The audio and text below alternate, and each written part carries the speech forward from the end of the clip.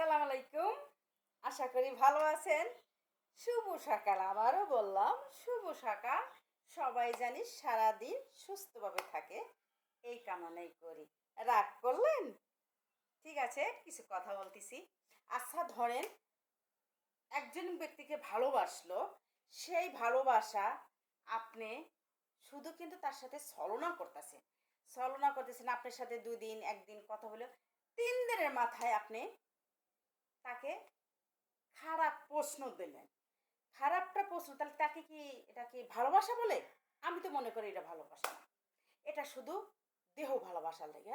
সে বলতেছে আমি তোমাকে, তুমি খুবই সুন্দরী, তুমি খুবই মাশাআল্লাহ, এত সুন্দর, জান তোমাকে আমি বিয়ে করব। উদাহরণ দিলাম, কিন্তু এইভাবেই বলতেছে ছেলেরা। আর দ্বিতীয় কথা, অনলাইনে যে ছেলেরা আর মেয়েরা, মেয়েরাও খারাপ, ছেলেরাও খারাপ, যে অনলাইনে যে তারা যে কি করে, এটা আমার, মানে আমার দিয়েই বলি, আমার সাথে কেউ যদি, আমি ফোন 3 দিন 4 দিন 5 দিন দেওয়ার পরে একদিন ধরি, যে দেখি কি বলে, সে কিসের জন্য ফোন দিতেছে। হ্যাঁ ভাইয়া, কেমন আছেন? ভালো আছি। সে বলে কি, ঠিক আছে আপু, ভালো আছেন? তে তখন কি বলবে জানেন? হ্যালো আপু, আপনাকে না খুবই সুন্দর লাগে। আরে সুন্দর হচ্ছে তো আল্লাহর হাতে। সুন্দর, কালা ধলা এটা তো আল্লাহ দিছে। ধলাও যেমন, কালাও তেমন, একই রক্ত, একই সব। হ্যাঁ, এর মতো দুইটা, দুই ভাগ। কারণ একটা সুন্দর মানে কালার একটা, কিন্তু আমার কাছে না দ্বিতীয় সেরা হচ্ছে কালা। এটা আল্লাহই বলছে যে কালাকে আমি আগে বেচতে নেব। সুন্দর রূপের বড়াই করে কোনো লাভ নাই। ঠিক আছে গাইস? মানুষ সৌন্দর্য হলে ওরে পাপে তার ঢঙ্গের শেষ নাই। এটা কোনো গাইস, এটা কোনো আছে মানে? সৌন্দর্য হইছি দেখে তোমার রূপের বড়াই তুমি দেখাবা। আবার দেখেন, ধনী মানুষ হলে তার খাটে বসতে দিব না, তার সোফায় বসতে দিব না। এটা নিয়ম আছে? একই রক্ত। হ্যাঁ, মানে উদাহরণ দিতেছি, এটা আমাদের ফ্যামিলি দিয়ে বেটার দিয়া, আমার আত্মীয় স্বজনের দিয়েই বলতেছি এই কথাটা। যেমন আমার বাসায় বুয়া আইসারা আমার বাসায় সোফার উপর বসা, আমি সাথে একসাথে বসে চা দিয়ে পরোটাতে খেতে খাইছিলাম। আমারই এক আত্মীয় এসা আমার সাথে খুবই ঝগড়া লেগে গেছিল। কারণ কি, তুমি বুয়ার সাথে তুমি চা আর পরোটা খাচ্ছ কেন? সে মানুষ না? তার সাথে আমি বসতে পারবো না? দ্বিধাবোধ কি? আরে ধনী হচ্ছে আল্লাহর হাতে, গরিব হচ্ছে আল্লাহর হাতে। গরিব দিয়া ধনী দেয়া আল্লাহ পরীক্ষা করতেছে এটা। আমি কেন গরিব মাসে আমি ভালোবাসতে পারবো না? কেন? তার শোভা বলে নাই দেখে সে আমার শোভার বসার অধিকার নাই? এটা কোনো প্রশ্ন আছে গাইস? ঠিক আছে। তো এইভাবে মানুষের ছোট করা কিছু কিছু লোক আছে, কিছু কিছু বড়াই আছে, এরম রূপেরও বড়াই, জয় জিনিসেরও বড়াই, অর্থ হলে বড়াই।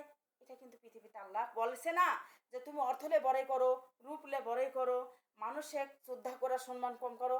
কিছু কিছু ছেলেরা এমনই পাইছে, অনলাইনে দেখলাম, এই ফেসবুকে টিকটকে আমি আইসা দেখলাম যে কত মা বোনের সন্তানরা যে কত ধরনের জন্ম দিছে, আর কত ধরনের বেদক। কিছু কিছু ছেলেরা যেমন বেধক, কিছু কিছু মেয়েরাও দেখবেন বেধক, ন্যাংটা হয়ে ছবি তুলতেছে, পোশাক তো নাই। তো এগুলো কি বাপ মা জন্ম দিছে না, মানে আমার কাছে রাস্তায় মানে এমনি ছাইড়ে দিয়ে চলে গেছে, সেই জন্যে এত অভদ্র, এত অভদ্র সুযোগ। তাদের সাথে যে মা বোনেদের সাথে কিভাবে কথা বলতে হয় ছেলেরা এটা জানে না। ভালোবাসবি দেখে কি তুই তুই দেহ চাবি, ভালোবাসবি দেখে কি তুই চুম্মা পাপ্পা চাবি, এটা কোন নিয়ম আছে? বন্ধু তার মর্ম তো জানে। আরে দোষ হচ্ছে আত্মার আত্মা, বন্ধু হচ্ছে আত্মার আত্মা, বান্ধবী হচ্ছে আত্মার আত্মা। বান্ধবীর জন্য জীবন আমি দেবো, দোষের জন্য আমার জীবন দেবো। সেটা হচ্ছে ভালোবাসা। ভালোবাসা খাঁটি। যখন একটা ব্যক্তির দেখবেন, ভিডিওটা আমার বড় হবে, মাইন্ড করবেন না, যখন দেখবেন একটা ব্যক্তির মেয়ের বিয়ে করে নিয়ে আসবেন, মোহরমের দাবি না দিলে কিন্তু স্ত্রীর গায়ে হাত দেওয়া নিষেধ। এটা হাদিস থেকে এসতেছে। কিন্তু এখনকার ছেলেরা ভালোবাসা করতে গেলে, জান চলো আমি ঘুরে আসি, ঘুরতে যায়, জান তোমাকে একটা পাপ্পা খাই, জান তোমাকে আমি এটা করতে চাই। এটা কোন দেশে নিয়ম রে ভাই? লজ্জা করে না? তোর বাপ মাইকে আগাম দিয়ে বলে নাই, পর্দা দেয় নাই? তুই বন্ধু তার কিভাবে সম্মান দিলি? তুই তুই তো একটা বেদবের বাচ্চা। তোকে মানুষের বাচ্চা বলে না, আর মানুষের রক্ত না। গাইস এই কথাগুলো বলার অর্থ আছে, মানে বুঝতেই তো পারতেছেন যে এই কথাগুলো কিসের জন্য অর্থ দেয়। এত বেদব ছেলেরা, অনলাইনের এত খারাপ ছেলেরা, গাইস অনেক খারাপ সন্তান এগুনা মানুষ। যদি ভালো না বাসতে পারিস তো কাউকে ভালোবাসার অফার দিবি না।